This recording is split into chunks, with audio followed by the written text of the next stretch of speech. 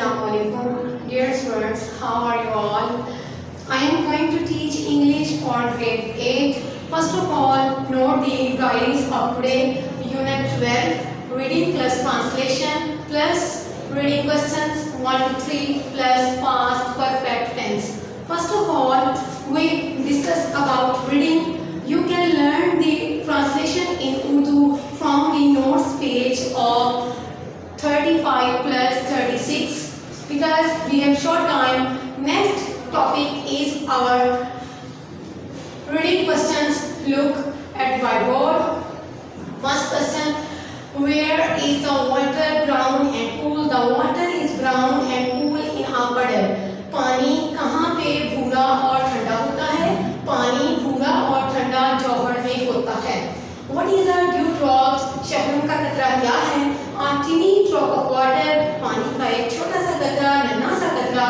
That form जो बनता है on cool surfaces at night. रात में ठंडी सतहों पर, ठंडे जिस्मों पर. When atmospheric vapors condense. जब फजा के आबी बुखारात जमते हैं, इसका ड्यूड्रॉप शबनम का कतरा कहलाता है. Reading question number 3, please. What are the colors of rainbow? Rainbow के कौसे कज़ा के रंग क्या हैं?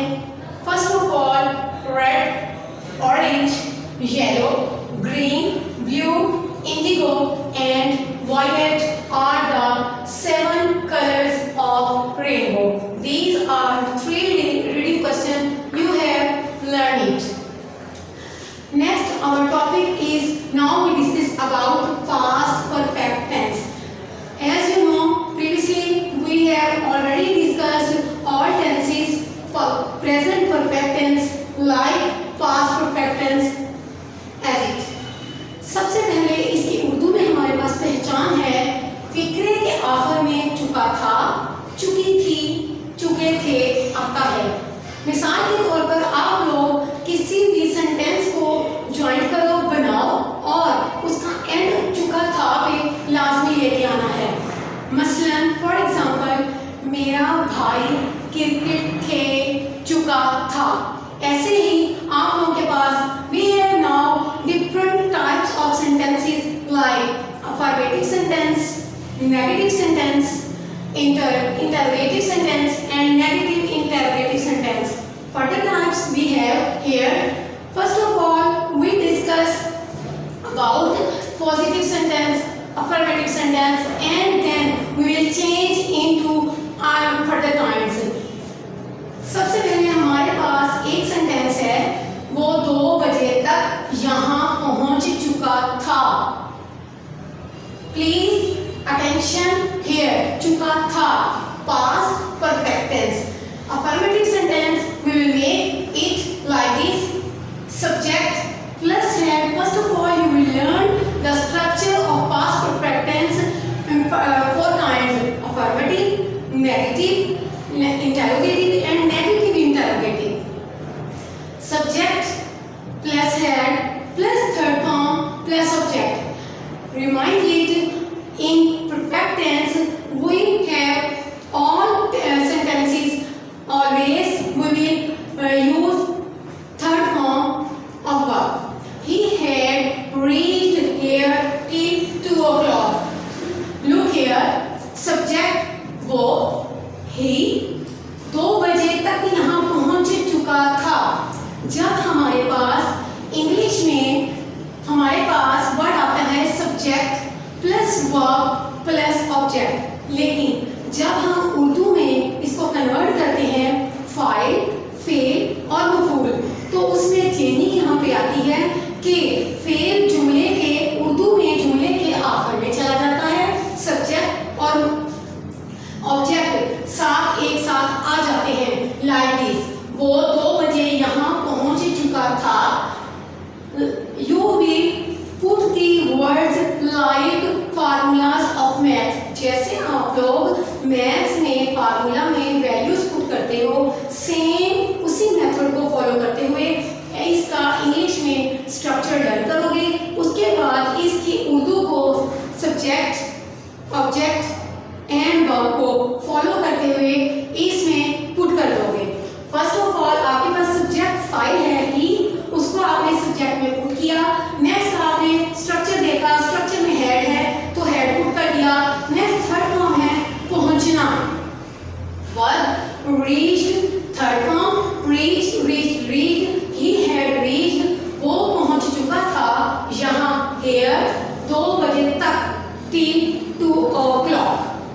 Now he had reached here till 2 o'clock. वो 2 बजे तक यहाँ पहुँच चुका था. Affirmative sentence, make it.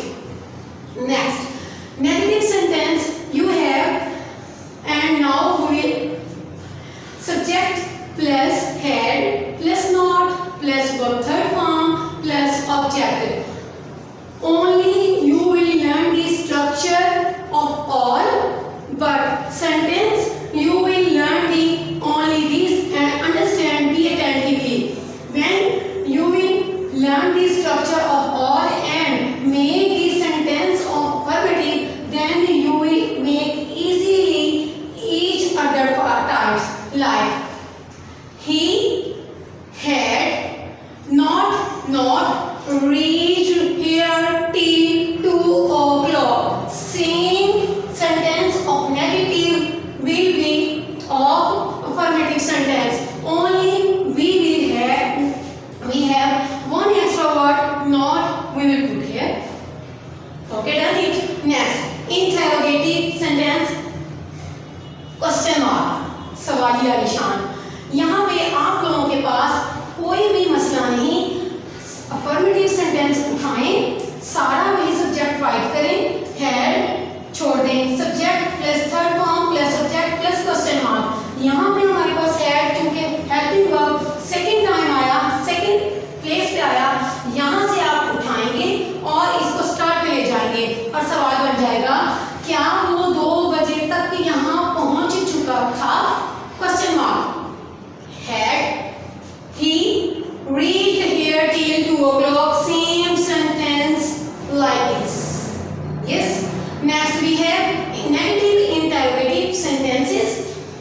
वो क्या वो 2 बजे तक यहाँ पहुँच नहीं चुका था? Yes. Had he not same reached here till 2 o'clock? And you will put here question mark also. Yes, you completed these. Next, you will make the by your own self sentences like this. You will make two sentence from each and every types: affirmative 2 sentence, negative 2 sentence, interrogative 2 sentence, negative interrogative 2 sentence. All lecture you will be prepared, and then after it. After learning, you will bound in written form on the rough notebooks as a practice. Okay? Now time is over.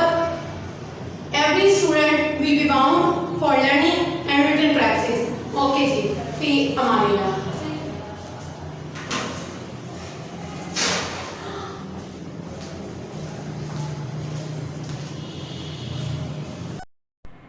बिस्मिल्लाहिर्रहमानिर्रहीम. अज़ीज़ तलबा, अस्सलामु अलैकुम. उम्मीद है आप सब खैरियत से होंगे. आज हम 8वीं क्लास के अरबी का सबक पढ़ रहे हैं और इस सबक में सूरह यासीन की आयत नंबर 77 से 80 तक का सबक आज हमने पढ़ना है. आयत 77 शुरू होती है अवलम यरल इंसानु अन्ना खलक़नाहु मिन नुत्फ़तिन फ़इज़ा हुवा ख़सीमुम मुबीन व ज़रब लना मसलन व नसिया ख़ल्क़हु क़ाल मन युह्यिल इज़ाम व हिय रमीम क़ुल युह्यीहा अल्लज़ी अंशअहा अव्वल मर्रा व हुवा बिकुल्लि ख़ल्क़िन अलीम अल्लज़ी जअल लकुम मिनश शजरिल अख़ज़रि नारन फ़इज़ा अंतुम मिन्हु तूक़िदून. ये आयतें आज के सबक में हमने पढ़नी है. सबसे पहले इन आयत की तशरीह हम पढ़ लेते हैं. इन आयत का मफ़हूम पढ़ के फिर उसके बाद इनका तर्जुमा पढ़ेंगे कि कुफ़ार जो थे वो बास बादल मौत के मुनकर थे, यानी मरने के बाद दोबारा उठाए जाने का इनकार करते थे कि हम जब मर जाएंगे हमारी हड्डियां हो जाएंगी और हड्डियां बोसीदा हो जाएंगी, गल जाएंगी, हम मिट्टी में मिल जाएंगे, उसके बाद हमें अल्लाह जल्ल जलालुहू कैसे ज़िंदा करेंगे. यानी वो क़यामत का इनकार करते थे कि हमें दोबारा ज़िंदा नहीं किया जाएगा.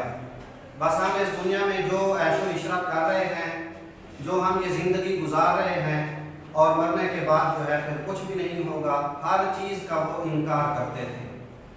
تو اللہ جل جلالہ نے ان کے اس انکار پر ان کو کچھ تنبیہ کرتے ہوئے ارشاد فرمایا ان آیات میں کہ آپ اپنی تخلیق کی طرف، اپنی پیدائش کی طرف، اپنی اصل کی طرف، اپنی ابتدا کی طرف ایک نظر ڈالیں، اپنی اصل کی طرف آپ دیکھیں کہ اللہ جل جلالہ نے آپ کو ایک نطفے سے پیدا کیا، پانی کے قطرے سے آپ کو پیدا کیا، جبکہ آپ کا کسی قسم کا کوئی وجود نہیں تھا۔ تو اس نطفے سے اللہ نے تمہیں پیدا کیا، تمہیں زندگی دی، کیا پھر وہی اللہ تمہارے مر جانے کے بعد تمہیں دوبارہ زندہ کرنے پہ قادر نہیں ہے؟ ضرور ہے اللہ جل جلالہ۔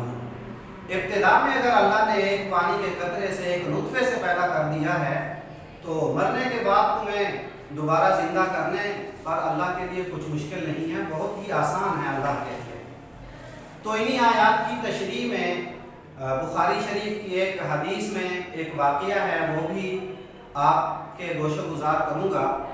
حدیث میں آتا ہے حضور صلی اللہ علیہ وسلم نے فرمایا کہ ایک آدمی نے وصیت کی تھی کہ میرے مر جانے کے بعد مجھے آگ لگا کر، مجھے جلا کر، میری جو راکھ ہو اس راکھ میں سے آدھی راکھ جو ہے وہ سمندر میں ڈال دی جائے، اور باقی جو آدھی راکھ ہے اس کو جب تیز ہوا ہو تو اس کو اس ہوا میں خشکی میں اڑا دینا ہے۔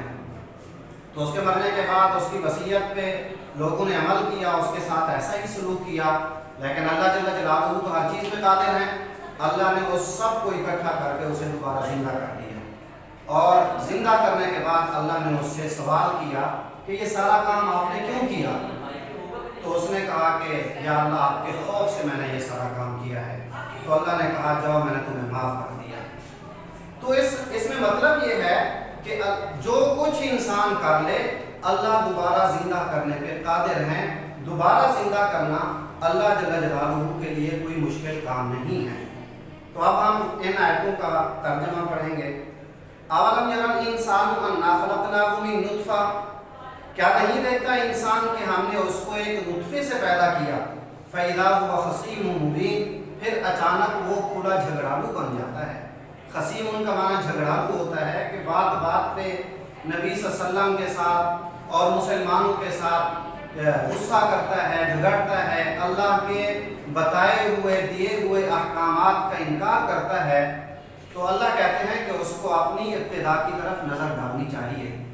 وَضَرَبَ لَنَا مَثَلًا وَنَسِیَ خَلْقَهُ، اور اس نے چسپاں کی ہمارے لیے ایک مثال، یعنی ہمارے اوپر پھر مثالیں دیتا ہے، مثالیں بیان کرتا ہے کہ کس طرح اللہ جو ہے ہمیں زندہ کریں گے، ہمارے مر جانے کے بعد ہماری ہڈیوں کو کس طرح اللہ اکٹھا کریں گے، اس طرح کی مثال دیتا ہے۔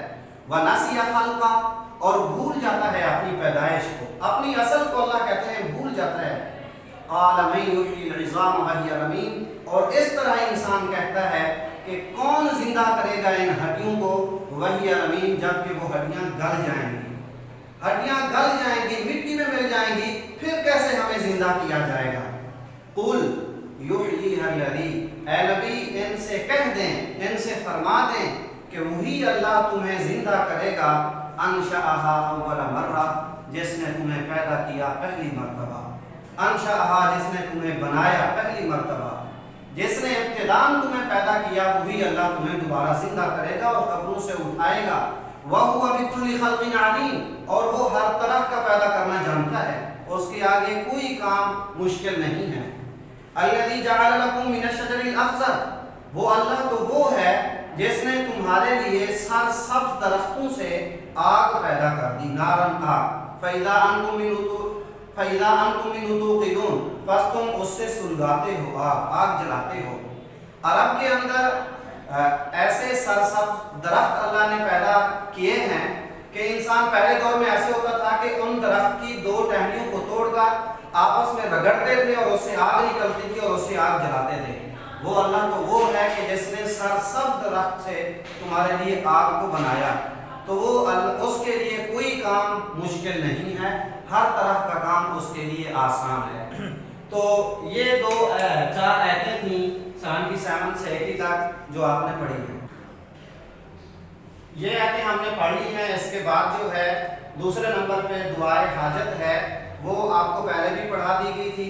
अब दोबारा मैं आपको वो पढ़ के सुना देता हूँ। दुआए हाजत आपने अपने नोट से उसको पढ़ना है और मुकम्मल याद करना है। ला इलाहा इल्लल्लाहुल हलीमुल करीम, सुब्हानल्लाहि रब्बिल अर्शिल अज़ीम, वल्हम्दुलिल्लाहि रब्बिल आलमीन, अस्अलुका मूजिबाति रहमतिक व अज़ाइम मग़फ़िरतिक वल गनीमत मिन कुल्ली बिर्रिन वस्सलामत मिन कुल्ली इस्मिन ला तदअली ज़ंबन इल्ला गफ़रता वला हम्मन इल्ला फर्रजता वला हाजतन हिय लका रिज़न इल्ला क़ज़ैतहा या अरहमर राहिमीन। ये दुआ है, आप अपने नोट से देख के इस दुआ को आपने ज़ुबानी याद करना है, मुकम्मल दुआ को। इसके बाद तीसरे नंबर पे आपका होमवर्क है, वो आयत नंबर 149 के उस पे सफ़ा नंबर 149 के जितने भी अल्फाज मानी हैं वो आपने अपनी नोटबुक पे लिखने हैं। तकरीबन वो 5 अल्फाज हैं। सबसे पहला है नुनक्किस, दूसरे नंबर पे है क़सीमुन मुबीन, तीसरे नंबर पे रमीमुन है, चौथे नंबर पे कुन फयकुन है और 5वें नंबर पे मलकूत है। आपने इन अल्फाज को होमवर्क में अपनी नोटबुक पे लिखना है और साथ में इन अल्फाज के मानी लिखने हैं। ये नुनक्किस जो है ये पेज 146 के शुरू में है। नुनक्किस इसका माना होता है ऊंधा कर देते हैं। और दूसरे नंबर पे क़सीमुन मुबीन है, ये आपने आज के सबक में पढ़ा है, जिसका माना है खुला झगड़ालू। और फिर रमीमुन है, ये भी आपने आज पढ़ा है, इसका माना होता है गल गई, यानी हड्डियां गल गई मिट्टी में। फिर इसके बाद कुन फयकुन, वो भी इसी पेज के आखिर में है।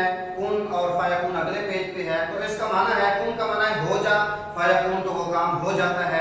आखिर में मलकूत है, इसका माना है बादशाह।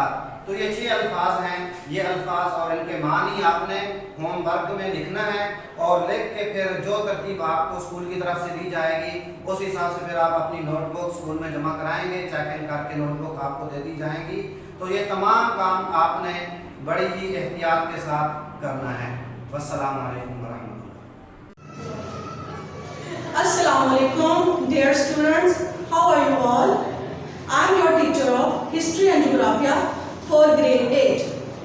Now we are studying Geography, बाब बनाई पसमानदगी के मसाइल, और उसमें हमारे पास क्वेश्चन है पसमानदा ममालिक के मौशरती मसाइल बयान करें।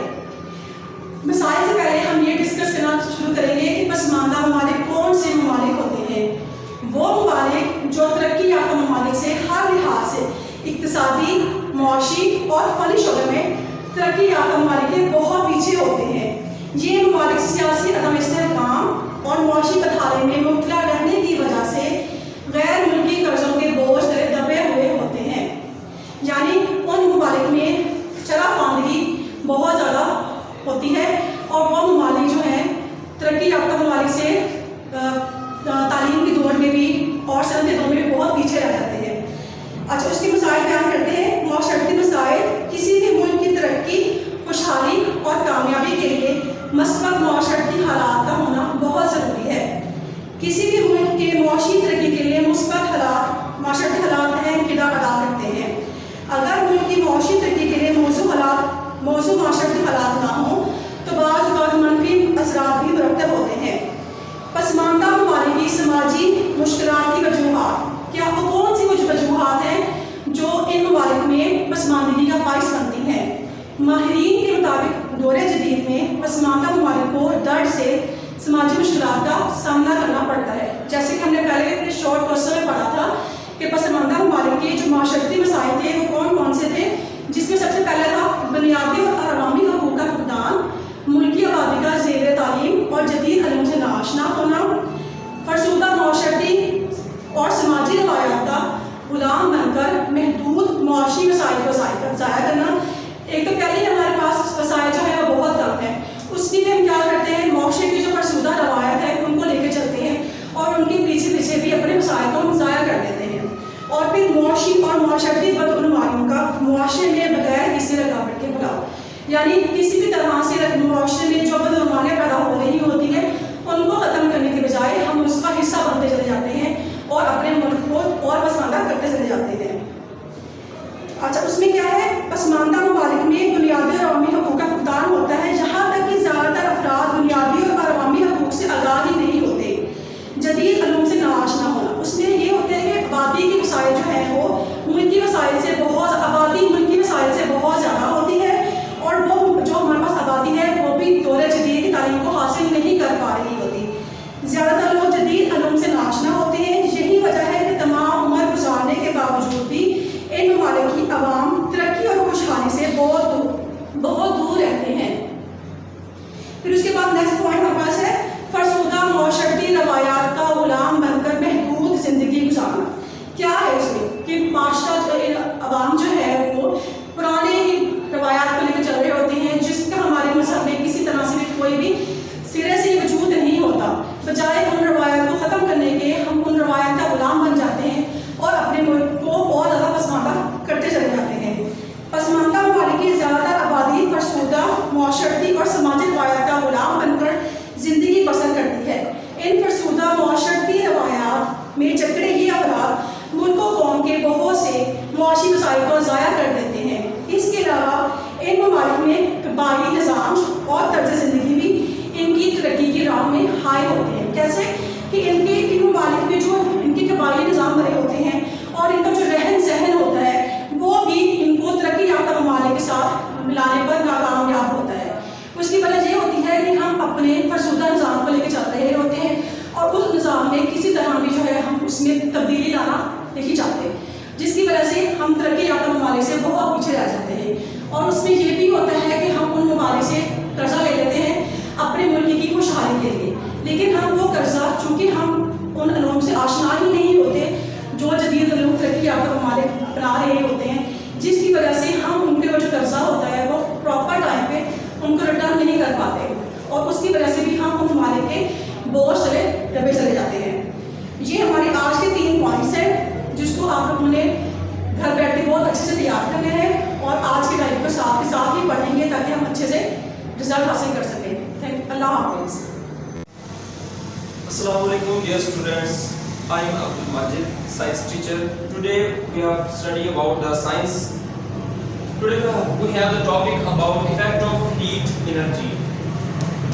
First of all, previously हमने क्वेश्चन में पढ़ा था कि अगर किसी बॉडी को अगर हम हीट करते हैं तो वो एक्सपेंड होती है और अगर हम उसको कूल करें वो कॉन्ट्रैक्ट होती है. इसी चीज़ को हम आगे मज़ीद पढ़ेंगे.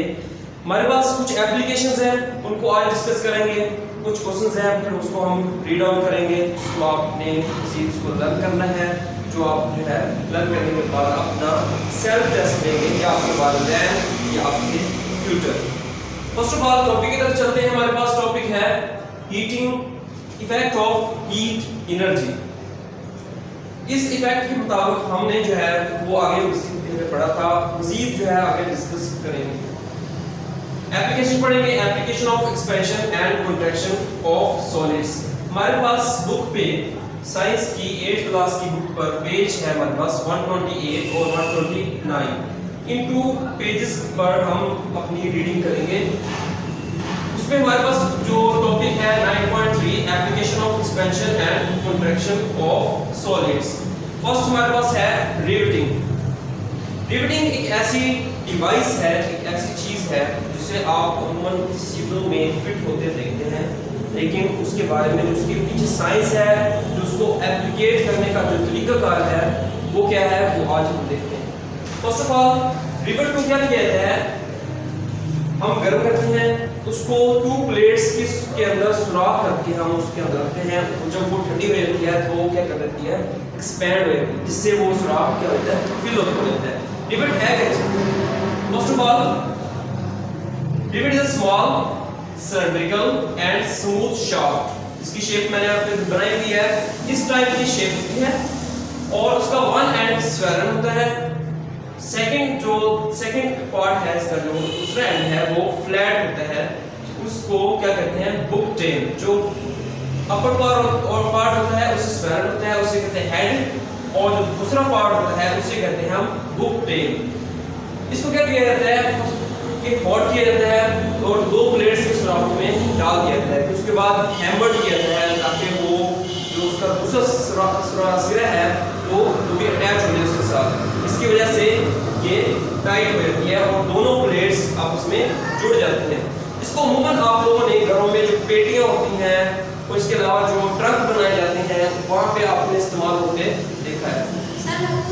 نیکسٹ ہمارے پاس ہے fixing a metal tire over a wheel۔ ہوتا کیا ہے جو میٹل ٹائر ہوتا ہے وہ ہم کسی بھی ووڈن وہیل کے اوپر چڑھانا ہوتا ہے۔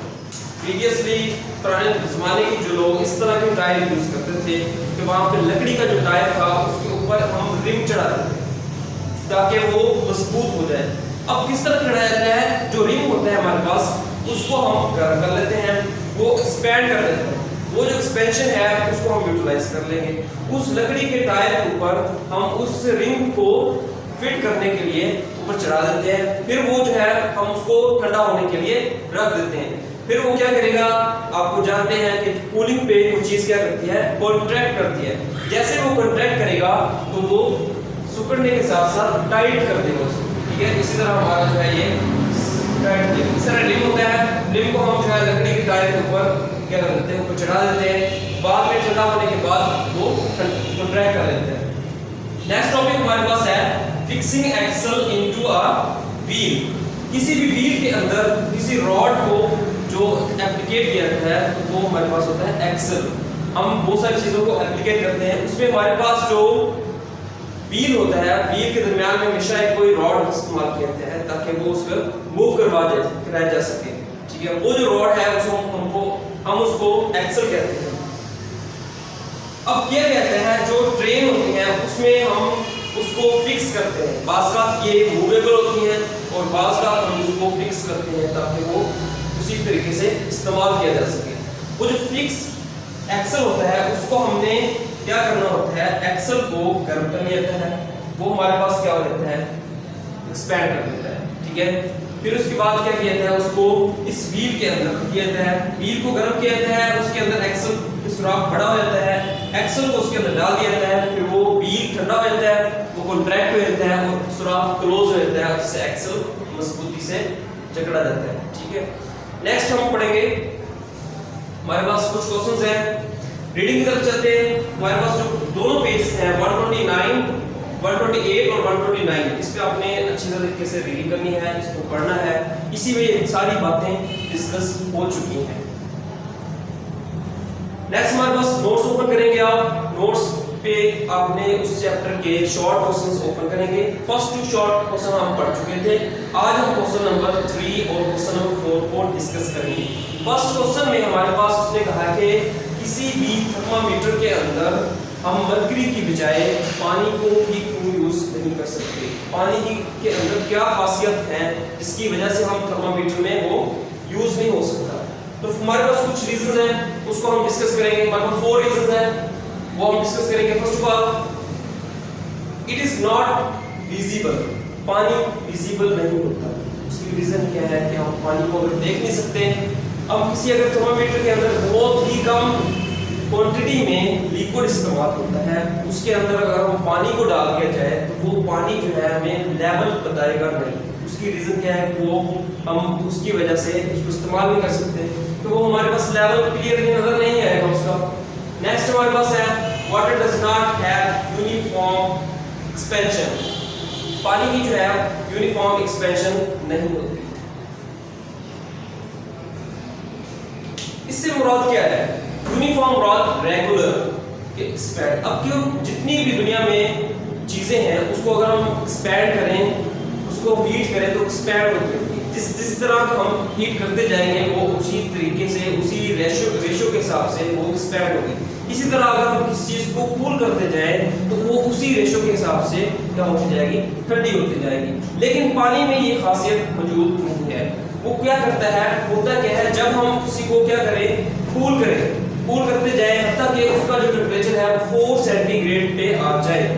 ظاہری بات ہے کول کرنے پہ کنٹریکٹ کرے گا، لیکن جیسے ہی ہم 4 سینٹی گریڈ پہ آئے گا وہ کیا کرے گا، 4 سینٹی گریڈ سے لے کر 0 سینٹی گریڈ پہ وہ کرے گا ایکسپینڈ کرنا شروع کر دے گا۔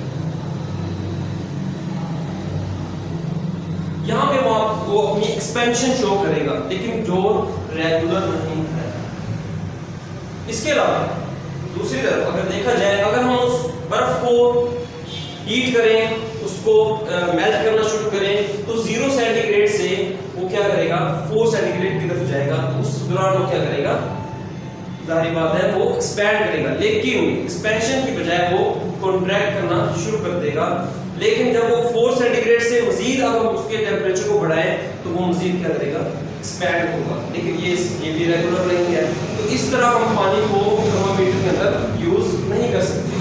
थर्ड पॉइंट हमारे पास है, इट वेट द ग्लास, ये ग्लास को गीला कर देते हैं। अगर हम एक हाथ में रखें पानी को, उसे दूसरे हाथ में अंडे लें, कुछ ना कुछ पानी के ज़र्रात हाथ के साथ चिमट जाएंगे। तो ये जो प्रॉपर्टी है इसकी साथ बाइंडिंग बनाने वाली, इसकी वजह से वो किसी लिक्विड से किसी चीज़ के साथ हम अपनी बाइंडिंग बना लेते हैं, जुड़ जाता है, जिसकी वजह से हम उसको थर्मामीटर में इस्तेमाल नहीं कर सकते हैं। इसकी लो डेंसिटी होती है, 4 पॉइंट हमारे पास है लो डेंसिटी। इतनी कम डेंसिटी में जो लिक्विड है वो इस्तेमाल नहीं किया जा सकता। जो मरकरी है, मरकरी याद रखें कि मरकरी दुनिया का वाहिद ऐसा मेटल है जो रूम टेम्परेचर पे लिक्विड फॉर्म में होता है। अदरवाइज तमाम जितने भी मेटल्स हैं उसमें आयरन, निकल, कॉपर, हर तरह के मेटल्स रूम टेम्परेचर में सॉलिड शक्ल में मौजूद होते हैं, लेकिन जो मरकरी है वो ओनली लिक्विड फॉर्म में पाया जाता है। लास्ट क्वेश्चन हमारे पास है, ये क्वेश्चन हमारा कंप्लीट हो चुका है। फोर्थ क्वेश्चन हम पढ़ेंगे कि why one end of the iron girder is placed on the ruler in construction of bridges. इस ब्रिज को बनाते वक्त हम जो लोहा इस्तेमाल करते हैं गार्डर की शक्ल में, तो वो उसका वन एंड हमेशा उसमें गैप क्यों छोड़ते हैं और उसके नीचे जो है हम रूलर क्यों इस्तेमाल करते हैं, इसके रीजन पढ़ते हैं। आप जानते हैं प्रीवियसली हमने इसी बात को बार बार एक्सप्लेन किया है कि अगर किसी बॉडी को हीट करें तो एक्सपैंड करती है और कूल करें तो वो कॉन्ट्रैक्ट करती है। लेकिन यहाँ पे हम इसका एप्लीकेशन पढ़ेंगे। अब होता क्या है, जब गर्मियाँ आती हैं तो जो ब्रिजेस होते हैं उसमें बहुत टन जो है लोहा इस्तेमाल किया जाता है। वो जो लोहा है गर्मी पे आने पर वो क्या करता है, एक्सपैंड करता है। एक्सपेंशन के लिए उसको कहीं ना कहीं कोई प्लेस चाहिए होती है ताकि वो एक्सपैंड कर सके। अगर हम प्लेस को नहीं छोड़ेंगे तो वो क्या, वो नीचे की तरफ एक्सपैंड कर देगा, जिससे ब्रिज डैमेज हो सकता है। तो उसके लिए जो इंजीनियर्स होते हैं वो इस अंदाज के साथ उसको क्रिएट करते हैं कि वहाँ पे कोई ना कोई गैप्स होते हैं और रूलर इस्तेमाल करते हैं। सामने बनी हुई डायग्राम्स आपको देख सकते हैं, इसको हम एक्सप्लेन करते हैं। फर्स्ट ऑफ ऑल देखें, ब्रिज हमारे पास मौजूद है। इस ब्रिज के वन एंड को हम क्या किया हुआ है, गैप छोड़ा हुआ है, उसके नीचे रोलर रखते हैं और दूसरा जो एंड है वो बिल्कुल फिक्स होता है उसके पिलर के साथ ऊपर।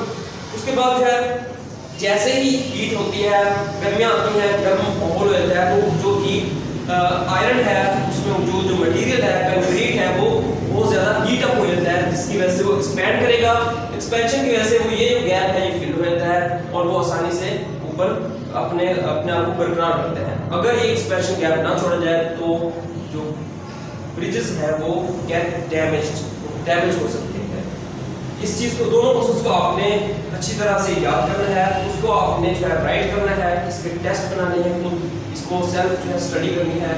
और याद रखें बेटा, अब इसमें आपने जो है मज़ीद मेहनत करनी है। टेक केयर, अल्लाह हाफिज़। Bismillahirrahmanirrahim. Dear student, Assalamu alaikum. I am your mathematics teacher Zishan Rafi. Today's our topic is about substitution method. In this topic, we discuss about how to eliminate values of x from equation. Let us start 6.11 and we write question number 1 as we see that we write question 1 from 6.11. Now we write its solution. First of all, we write same question as it is and I give into equations name, equation number 1 and equation number 2.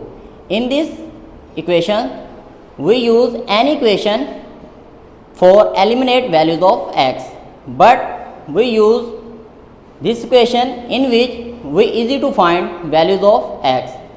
Now we see that we use equation number 1. We write same equation as it is, and now next step we move constant value to right hand side. Next step, we coefficient of x divided by right hand side. Now we find values of x. X is equal to b of a. Next step, we put values of x in equation 2. We write same equation as it is, and now the values of x put in this. C into b over a minus d is equal to 0. Next step, we multiply c into b. cb over a minus d is equal to 0. Next step, we take LCM is a, cb we write as it is. Now a multiply with d, minus ad over a is equal to 0. Next step, we constant multiply to 0. We learn about 0 multiply anything, give its answer 0. Now we cb minus ad is equal to 0, cb is equal to ad. This is our required solution. We see that in this equation there is no values of x. Values of x eliminate. This is your answer. Now we start second question. Same as it is, we write question same. Now we start solution of this question.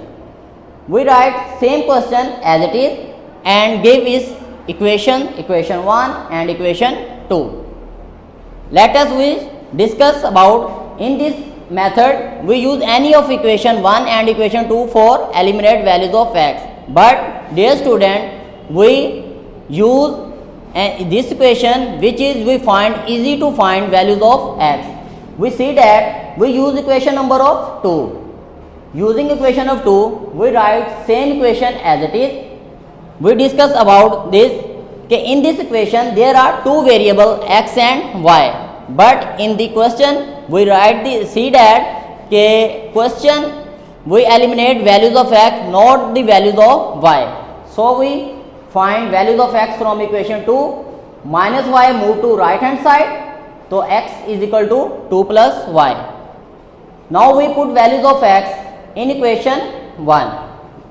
We write same equation as it is. We see that equation 2x plus 3y is equal to 5. We put values of x in this equation. We multiply 2 into 2 multiplied by 2 4, 2 multiplied by y is equal to 2y plus 3y is equal to 5. Now we add values of y. 2y plus 3y is equal to 5. Now we move constant to right hand side. 5 minus 4, this is 1. Now we multiply divided by values of coefficient of y to right hand side. So we see that y is equal to 1 over 5. So we see that in this equation eliminate values of x. We hope you learn to this question. Okay, Allah Hafiz. बिस्मिल्लाहिर्रहमानिर्रहीम। अज़ीज़ तलबा अस्सलाम वालेकुम। जैसे कि आपको पता है कि लास्ट टाइम हमने लेक्चर दिया था नज़्म थी अल्लामा मोहम्मद इकबाल की ला इलाहा इल्लल्लाह। इसमें हमने ख़ास अल्फाज जो थे उसके मीनिंग के बारे में डिस्कस की थी, चैप्टर को पढ़ा था। आज जो है हमारे पास टॉपिक है वो है तशरीह नंबर 1 और इसके साथ है मुख्तलिफ सवालात जीम और दाल। इसको हम आज डिस्कस करेंगे। उसके साथ हमारे पास मज़मून कायदे आज़म मोहम्मद अली जिन्नाह जो कि पहला पैराग्राफ है जिसको हमने निस्फ किया हुआ है। साथ ही है क्वेश्चन नंबर जीम और क्वेश्चन नंबर दाल। फ़रेब सौदा ज़िया से क्या मुराद है, बुतान वहम गुमा से क्या मुराद है। इसके अलावा मज़मून है कायदे आज़म मोहम्मद अली जिन्नाह निस्फ पैराग्राफ नंबर 1 जहाँ पर लिखा हुआ है मुंतखब कर लिए गए तक। आपको नज़र आ रहा होगा, यहाँ तक हमने इसको निस्फ करना है। लेक्चर को स्टार्ट करने से पहले आप तमाम बच्चों से ये गुजारिश है कि अपने नोट्स ओपन कर लें, मेरे साथ साथ इसको पढ़ते जाएं। इस नज़्म का पहला शेर खुदी का सिर्रे निहा ला इलाहा इल्लल्लाह। खुदी है तैगे फसा ला इलाहा इल्लल्लाह। अल्लामा मोहम्मद इकबाल ने अपने इस शेर में ही واضح طور پر یہ بیان کر دیا ہے کہ جو خودی کا جو راز ہے انسان تب تک اللہ تعالیٰ کے طرف نہیں جا سکتا جب تک وہ اپنے نفس کو یا اپنے آپ کو پہچان نہ لے۔ علامہ محمد اقبال نے اس پورے شعر میں یہی خلاصہ کیا ہے کہ آج کا جو انسان ہے، جو مسلمان ہیں، وہ بھٹکے ہوئے ہیں۔ اس کے علاوہ اگر کوئی شخص چاہتا ہے کہ وہ اللہ تعالیٰ کی طرف راغب ہو جائے، اللہ تعالیٰ کو پہچان لے، تو اس سے پہلے اس کو چاہیے کہ اپنے آپ کو، اپنے نفس کو پہچاننا بہت ضروری ہے، پھر وہ اللہ تعالیٰ کے بہت قریب ہوگا۔ اگر جس نے اپنے آپ کو نہیں پہچانا، جس نے اپنے آپ کو نہیں جانا، جس نے اپنے نفس کو نہیں ٹھیک کیا، تو اللہ تعالیٰ کی طرف وہ نہیں جا سکتا۔ آئیے مزید ہم اس کی تشریح کرتے ہیں، آپ کو واضح طور پر سمجھ آ جائے گی۔ خودی کا سر نہا لا الہ الا اللہ، خودی ہے تیغ فساں لا الہ الا اللہ۔ نظم کا نام ہے جی لا الہ الا اللہ، شاعر کا نام ہے علامہ محمد اقبال۔ تشریح کرتے ہیں جس کی، اس نظم میں شاعر مشرق ڈاکٹر محمد اقبال رحمۃ اللہ نے صرف اور صرف اللہ تعالیٰ کی طرف رجوع کرنے اور اس سے وحدہ لا شریک ماننے کی ترغیب دی ہے۔ اس شعر میں علامہ محمد اقبال نے خودی کا ذکر کیا ہے، جس کا مطلب ہے کہ اپنے نفس کی پہچان کرنا۔ جو بندہ اپنے نفس کی، اپنے آپ کی پہچان کر لے گا، وہ اللہ تعالیٰ کے بہت قریب ہو جائے گا۔ جس نے اپنے نفس کی پہچان نہ کی، وہ اللہ تعالیٰ کو نہیں پہچان سکتا۔ علامہ اقبال فرماتے ہیں کہ اپنے رب کو پہچاننے کا یہ بہترین طریقہ ہے، بہترین ذریعہ ہے کہ سب سے پہلے اپنے نفس کو، اپنے آپ کو ٹھیک کر لیں۔ علامہ محمد اقبال خودی کی بات کرتے ہیں، اس شعر میں کہتے ہیں کہ خودی کا راز در حقیقت اللہ تعالیٰ کی توحید میں چھپا ہوا ہے، یعنی جب تک مسلمان اللہ کے ایک ہونے کا اقرار نہیں کرتا، اس وقت تک نہ اسے اپنی پہچان ہو سکتی ہے اور نہ ہی اللہ کی ذات کی۔ آج کا ہمارا شعر، خودی کا سر نہا لا الہ الا اللہ، خودی ہے تیغ فساں لا الہ، اس کی ہم نے آج یہ تشریح کی۔ مزید جب آپ اس کو خود سے اسٹڈی کریں گے، اس کی بار بار اس کو لکھیں گے، املا پہ اس پہ توجہ دیں گے، انشاءاللہ آپ کو بہترین سمجھ آئے گی۔ اب اس کے علاوہ ہمارے پاس اس کے شارٹ کویسچن نمبر جیم اور دال۔ پہلے نمبر پہ لکھا ہوا ہے فریب سود و زیاں سے کیا مراد ہے؟ پیج نمبر ہے 21۔ دنیا کے اندر انسان جو نفع و نقصان کے چکر میں پھنسا ہوا ہے، جو نفع و نقصان کے چکر میں پھنسا ہوا ہے، یہ جو ہیں نقصانات ہیں اور نقصان کے ہی سودے ہیں۔ پہلی بات یہ ہے کہ انسان نفع و نقصان کا مالک ہے ہی نہیں، صرف نفع و نقصان کا مالک کون ہے؟ اللہ تعالیٰ، وہی سب بہتر جانتے ہیں۔ دوسری بات یہ ہے کہ اصل نفع و نقصان آخرت کا ہے، جس کی طرف انسان کا دھیان ہی نہیں جاتا۔ ہمارا دوسرا سوال ہے بتان وہم و گماں سے کیا مراد ہے؟ شاعر نے دنیاوی مال و دولت، رشتوں، نعتوں، اناپ پرستی اور جھوٹی خودداری کو بتان وہم و گماں قرار دیا ہے۔ ایک دفعہ میں پھر آپ کو ریپیٹ کر دیتا ہوں، ہمارے پاس دو کویسچن نمبر جو جیم ہے، جو شارٹ کویسچن ہے، فریب سود و زیاں سے کیا مراد ہے؟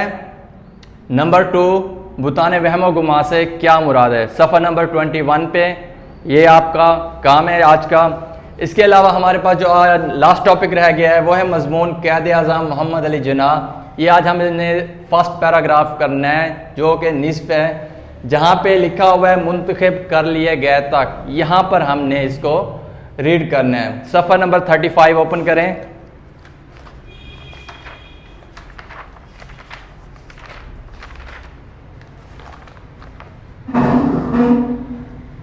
قائد اعظم محمد علی جناح 25 دسمبر 1876 کو کراچی میں پیدا ہوئے۔ آپ رحمۃ اللہ کے والد کراچی کے ایک بہت بڑے تاجر تھے۔ ابتدائی تعلیم آپ نے کراچی کے اسکول سے ہی حاصل کی۔ 16 برس کی عمر میں اول درجے میں میٹرک پاس کر لیا۔ اس کے بعد آپ رحمۃ اللہ بیرسٹری کی تعلیم کے لیے انگلستان چلے گئے۔ 1898 میں، غور کیجئے، 1898 میں امتیاز کے ساتھ بیرسٹر بن کر وطن واپس ہے اور کراچی میں وکالت شروع کر دی۔ 1 سال ممبئی چلے گئے، وہاں انہیں وہ شہرت اور عزت حاصل نہ ہوئی۔ تھوڑے ہی دنوں میں ان کا شمار ہندوستان کے بڑے بیرسٹروں میں ہونے لگا۔ اس کے ساتھ ہی انہوں نے قومی کاموں میں حصہ لینا شروع کر دیا۔ جلد ہی کانگریس کے مقرر اور معزز رکن تسلیم کر لیے گئے۔ اس وقت صرف کانگریس ہی ایسی جماعت تھی جو ہندوستان کے حقوق کے لیے لڑ رہی تھی۔ بعد میں آپ رحمۃ اللہ علیہ مسلم لیگ کے صدر منتخب کر لیے گئے۔ یہ بیٹا آج ہمارا آج کا ٹاپک تھا جس پہ ہم نے بحث کی. مزید آپ اس کی گھر میں جا کر پریکٹس کیجیے گا اور بار بار املا پہ توجہ دیجیے گا. اپنی ریٹن پریکٹس اس پہ جو بھی آپ کو یہ کام دیا گیا ہے اس کو سب سے پہلے اچھے سے یاد کریں, پھر اس کو لکھنا ہے آپ نے, تاکہ آپ کے املا میں جو غلطی ہے, بظاہر آپ پڑھ تو ٹھیک لیتے ہیں لیکن لکھنے میں پرابلم ہوگا, تو اس کی ایک دفعہ آپ نے پریکٹس ضرور کر لینی ہے. بہت شکریہ, والسلام.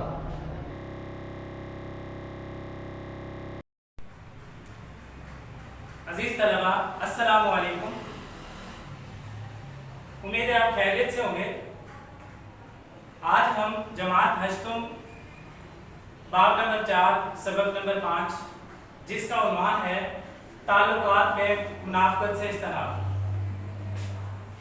اب تعلقات میں منافقت سے اجتناب اس کو سمجھنے کے لیے سب سے پہلے دیکھنا ہوگا کہ تعلقات کیا ہوتے ہیں. بہن بھائی, رشتہ دار, ہمسائے, کلاس فیلوز, یہ سارے تعلقات میں آتے ہیں. ہم ان سے تعلقات جوڑتے ہیں, روزانہ باتیں کرتے ہیں, میل ملاپ ہوتا ہے. جو ان سے کبھی بھی منافقت نہیں کرنی چاہیے. منافقت کے بے پناہ نقصانات ہیں. منافقت سے خود غرضی پیدا ہو جاتی ہے جس سے بھروسہ جاتا رہتا ہے. انسان اپنا اعتبار کھو دیتا ہے. پھر جب کبھی اگر وہ سچ بھی بول رہا ہوتا ہے تو اس کی باتوں پر اعتبار نہیں کیا جاتا.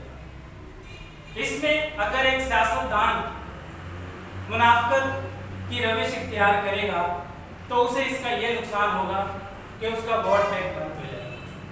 اسے ووٹ نہیں ملے گی, وہ کامیاب نہیں ہو سکے گا کیونکہ وہ لوگوں کا اعتبار توڑ چکا ہوگا. اگر برآمدات کرنے والے منافقت کا رویہ اختیار کریں, اگر غلط چیز بھیجیں گے صحیح کہہ کر, پھر کیا ہوگا کہ اکانومی اس پہ فرق پڑے گا, ہماری برآمدات کم ہو جائیں گی. قرآن مجید میں اس کے لیے درک کا لفظ استعمال کیا ہے. اب درک کیا ہے؟ جیسے جیسے انسان سیڑھی سے نیچے اترتا ہے تو سیڑھی کا ہر نچلا پایا درک کہلاتا ہے. اب ہم اس کو ریڈ آؤٹ کر لیتے ہیں اور اس میں دیکھتے ہیں کہ منافقانہ طرز عمل کے 5 نقصانات لکھے. منافقانہ طرز عمل کے 5 نقصانات. اب اس میں سے ہم ہاف پڑھیں گے اور اس میں سمجھیں گے کہ کیا بتایا گیا ہے, کیا لکھا ہے. منافقت ظاہر کرتی ہے کہ ایک شخص کے دل میں انسانیت کے لیے کوئی خلوص نہیں, یعنی اس کا اخلاص ختم ہو چکا ہے. اگر وہ منافقت کا رویہ اختیار کر رہا ہے تو وہ خود غرضی اپنا رہا ہے, وہ خلوص اس کا بالکل بھی نہیں ہے. وہ ایک خود غرض انسان ہے اور اپنے مقصد کے لیے منافقت کا سہارا لیتا ہے. یعنی جب اس کو کسی کے کام ہوتا ہے تب جا کر وہ اس سے ملتا ہے اور اپنا مدعا بیان کرتا ہے, جو بھی ہے جیسے کہ چکنی چپڑی باتوں کا استعمال کر کے وہ قائل کرنے کی کوشش کرتا ہے. منافقت ایک شخص کی کم علمی, نادانی اور جہالت کی بھی غمازی کرتی ہے. جہالت, زمانہ جہالیت, جب دین اسلام نہیں آیا تب انسان کی جو مرضی ہوتی تھی وہی کرتا تھا. اگر ایک انسان منافقت کا سہارا لے رہا ہے تو وہ بھی انہی میں شامل ہو رہا ہے, یعنی کہ جاہل بن رہا ہے. تو اس لیے اس سے حتی الامکان کوشش کرنی چاہیے, اس سے اجتناب کرنا چاہیے. ایسا شخص دوسروں کو بیوقوف سمجھتا ہے حالانکہ وہ خود بیوقوف ہوتا ہے. وہ سمجھتا ہے کہ میں بہت ہوشیار ہوں, چالاک ہوں, میں جو ہے دوسروں کو بیوقوف بنا رہا ہوں, حالانکہ وہ خود بیوقوف بن رہا ہوتا ہے. اس کی منافقانہ چکنی چپڑی باتوں میں آ جائیں گے. وہ سمجھ رہا ہوتا ہے کہ لوگ اس کی چکنی چپڑی باتوں میں آ جائیں گے اور وہ اس کی باتوں کا اعتبار کر دیں گے. اللہ تعالیٰ نے ہر انسان کو عقل دی ہے, عقل و شعور دیا ہے. ہر انسان سمجھتا ہے کہ دوسرا انسان کیا سوچ رہا ہے, کیا سمجھ رہا ہے. منافقت کرنے والا سمجھتا ہے کہ اس نے دوسرے کو بیوقوف بنا لیا, حالانکہ ایسا نہیں ہوتا. وہ خود کو